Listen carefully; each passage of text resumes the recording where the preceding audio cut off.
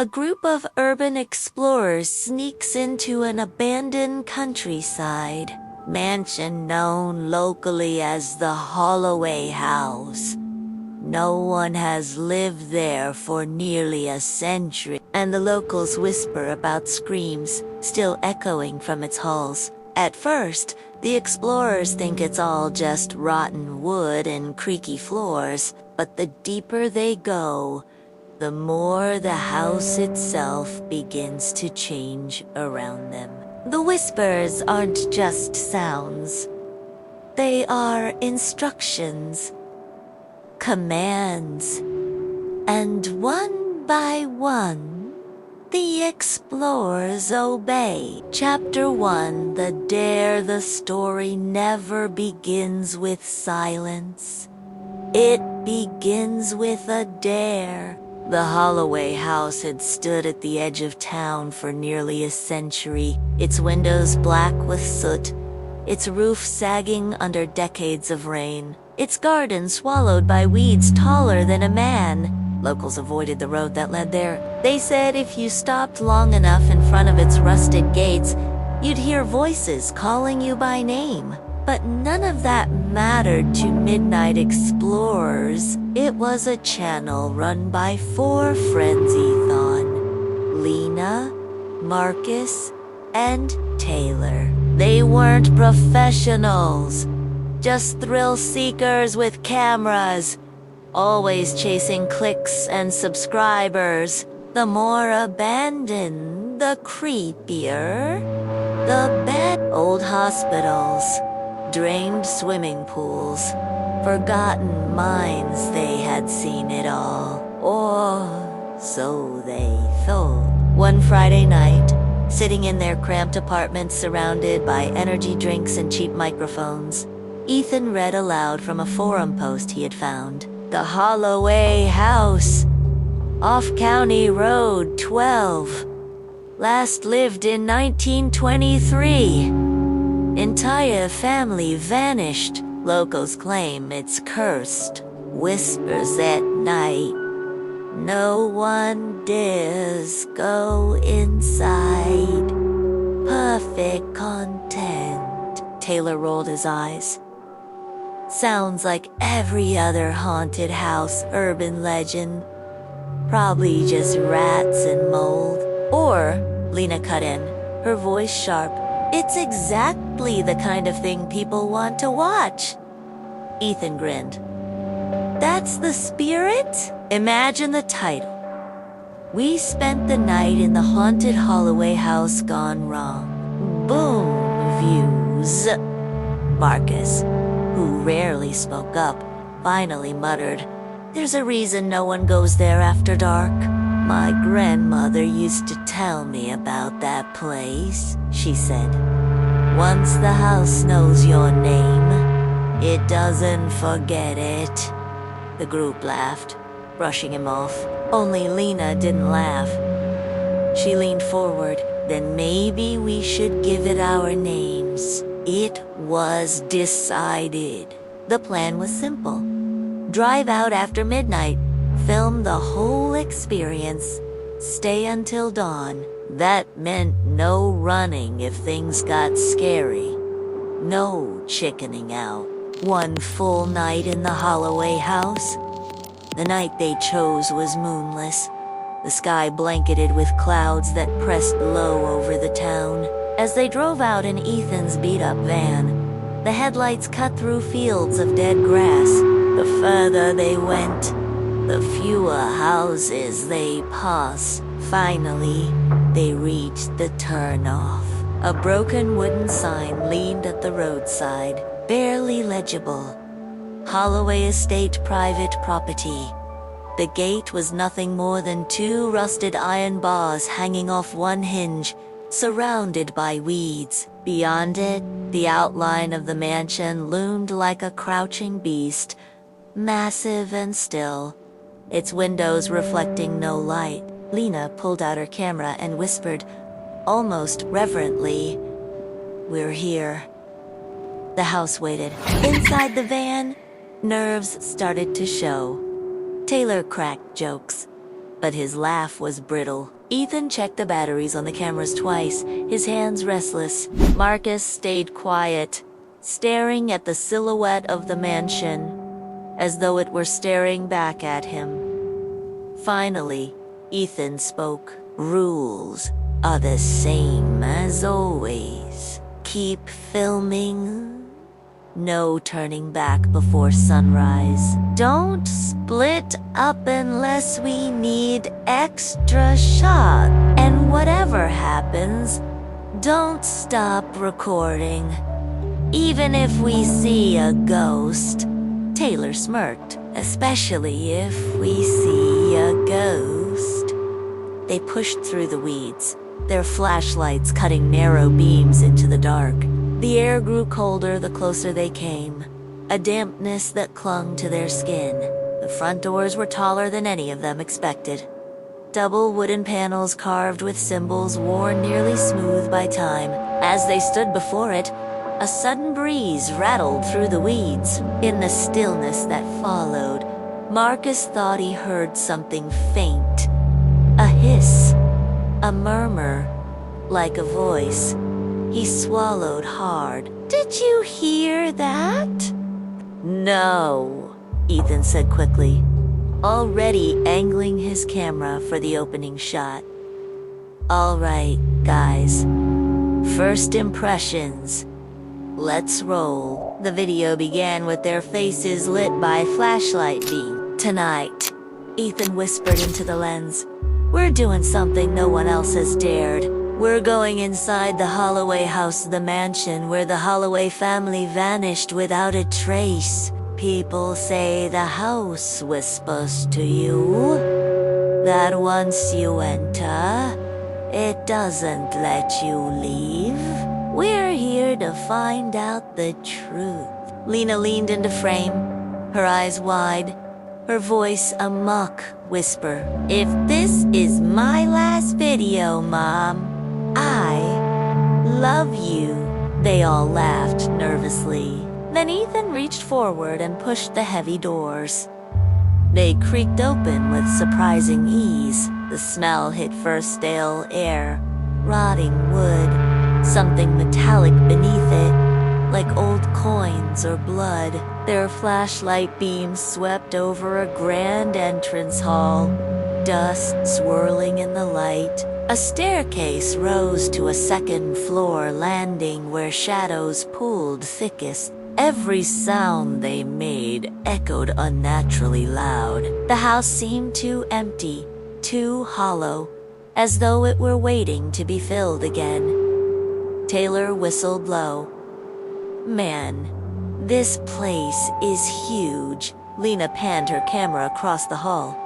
"It feels like it's breathing." And for a moment, just a moment, Marcus thought he heard his name whispered from the far side of the hall. He froze. But when he swung his flashlight in that direction, there was nothing.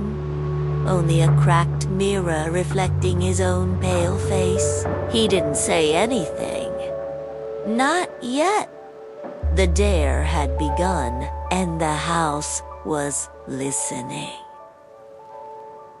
Chapter 2. Arrival. The door shut behind them with a heavy thud. No one touched it. No one pushed. The sound made them all jump, their flashlights jerking wildly across the hall. Taylor laughed nervously. "Old houses settle, right? Yeah," Ethan muttered. But his voice lacked conviction. He lifted his camera higher, panning slowly across the space. "Man, look at this place. It's insane." The Holloway House was not just big, it was grand. Even in decay, its former wealth clung to every corner. Chandeliers dangled above them like skeletal remains, their crystals coated with dust. A massive rug stretched across the wooden floor, faded patterns still visible beneath years of grime. The staircase at the center of the hall spiraled upward, its banisters carved with vines that seemed to twist more naturally than wood should. and the silence, it pressed against their ears, the kind of silence that feels alive, as though the house itself were holding its breath, listening. Lena's voice broke it. "It's beautiful. In a rotten way." Her words echoed longer than they should have, as if the house were repeating them back, mocking. They started exploring the first floor, cameras rolling. Every step kicked up dust. Every footfall groaned against warped wood. The air smelled faintly sweet in some places, sour in others, as though rot and perfume had mixed. Marcus lagged behind. He felt something odd with every room they passed, like walking through invisible webs. His skin prickled, his arms covered in goosebumps. Each time he turned his head quickly, he swore he saw something move just beyond the edge of the light, a figure slipping around a corner, a hand retreating behind a doorframe. But when he checked, nothing. "Marcus," Ethan barked from ahead. "Don't zone out on us, man. Keep up." "Yeah," Marcus muttered, though his voice cracked. They entered what must have been the dining hall. A massive table dominated the room, warped and split down the middle, but the chairs still stood neatly arranged around it. "Creepy," Taylor said, running his hand across a chair back. "It's like everyone just got up and left." "No," Lena whispered, zooming her camera in on the table. At first, Ethan thought she was just being dramatic, but then his flashlight followed her lens and he froze. The table was set, plates cracked but arranged neatly, silverware tarnished but in order, and in the center, a long candelabrum leaned sideways. Its wax melted into hardened rivers that clung to the tablecloth. The worst part, the dust. Everywhere else in the room, dust lay thick. But on the plates and silverware, there was none. They gleamed faintly under the flashlight, as though someone had cleaned them just yesterday. Taylor stepped back quickly, muttering, "Nope, nope, nope, nope." Ethan forced a laugh, though it came out shaky. Probably some kids sneaking in here, messing around. But his own words didn't convince him. They pressed on, finding the kitchen. It was smaller than expected, its shelves still lined with cracked jars. A foul odor lingered here, stronger than anywhere else. Something metallic, like rust or blood. Taylor gagged. God, what died in here? Lena leaned close to a row of knives hanging on the wall. They looked old, their handles blackened with age, but one knife, near the center, gleamed sharp, polished. Her camera lingered on it. "Who's cleaning this stuff?" she whispered.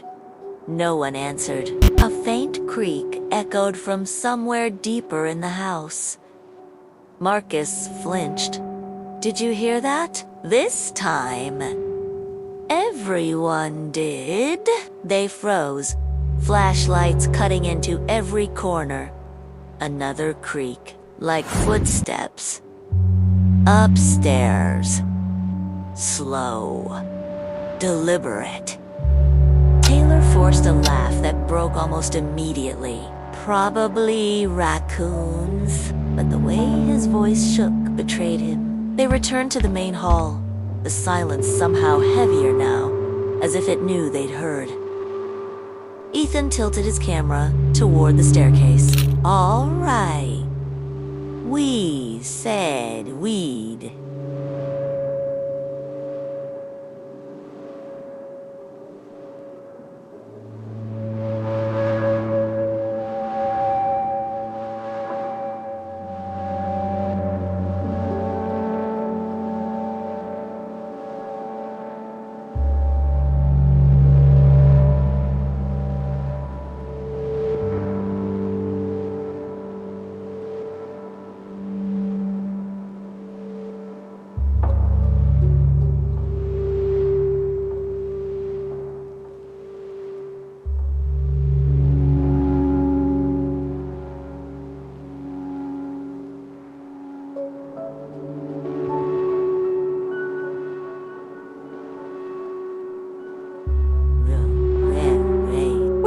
lurking upstairs.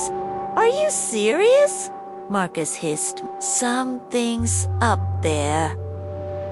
Exactly, Ethan said, his bravado thin but unbroken. That's the point. The viewers want us to go where the scary stuff is. Lena was already moving toward the stairs, her camera steady, eyes bright. If we're gonna see anything, it'll be there. Marcus lingered at the bottom, staring up at the landing where shadows seemed thicker, clinging unnaturally to the banisters. He swore, in the silence, he heard something soft like breathing. Not theirs. Something waiting above. But the others were climbing already.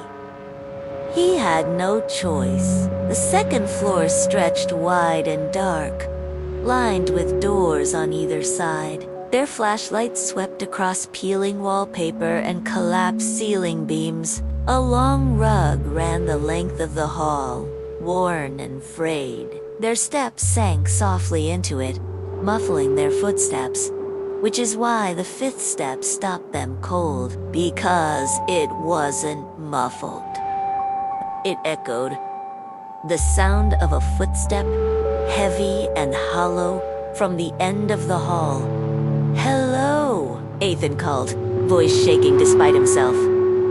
No answer. The hallway stretched on, impossibly long, too long. Taylor whispered, "Was it this long when we came up?" No one replied. They opened the first door on the right. Inside was a bedroom. The bed still stood, sheets rotted to rags. A vanity mirror leaned against the wall, its glass cracked in spider-web patterns. As they stepped inside, Lena's flashlight beam caught something on the mirror. Writing. Words scratched into the glass, deep enough to cut her reflection into pieces. It read, "Stay." The room seemed colder suddenly, frost creeping along the edges of the mirror. Marcus stepped back, shaking his head. "Nope, we're not doing this." But before anyone could answer, the door slammed shut. Not creaked, not drifted. Slammed, and in the suffocating dark, every one of them heard it. A whisper, so faint, it was almost a breath, but it spoke clearly. Lena, Chapter 3. The first whisper, the sound froze them all. Lena's name, spoken in a voice that was neither male nor female, neither young nor old, just a whisper, curling through the dark, as though the walls themselves had spoken. Lena's flashlight trembled in her hand. Did one of you say that? No, Ethan whispered back, his face pale in the beam of his own camera. Taylor barked a nervous laugh, but it cracked halfway. Come on! You're telling me a house just talked. Marcus didn't laugh. He had gone rigid, his gaze locked on the mirror. The frost that crept over the glass hadn't stopped. It spread slowly outward, threading across the surface until every shard glittered faintly in their lights, and then faintly the mirror breathed. A cloud of fog appeared on the glass, as though something on the other side exhaled. Ethan cursed under his breath and yanked the door handle. It didn't move. He pulled harder. Nothing.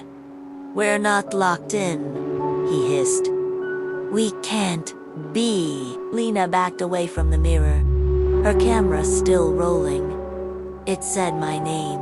Marcus finally tore his eyes from the glass. I told you, it remembers.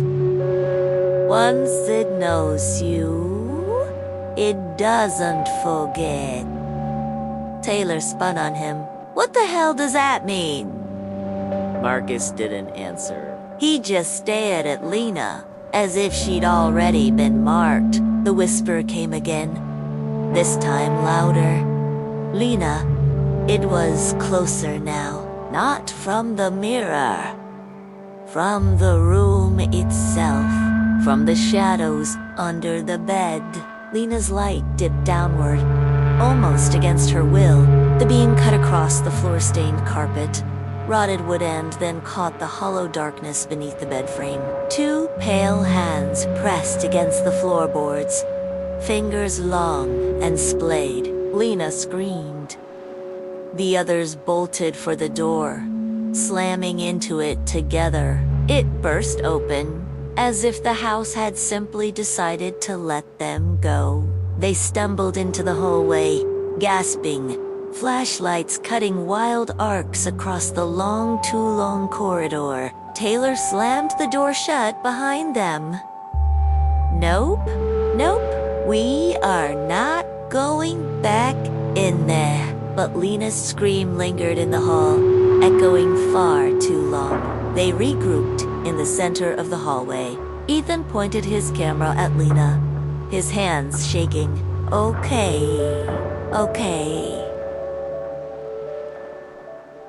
Tell me you got that.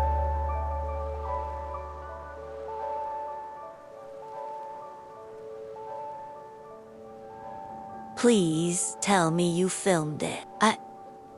I don't know, Lena stammered, her face pale. I didn't mic him run. When she lifted it to check, the screen was black.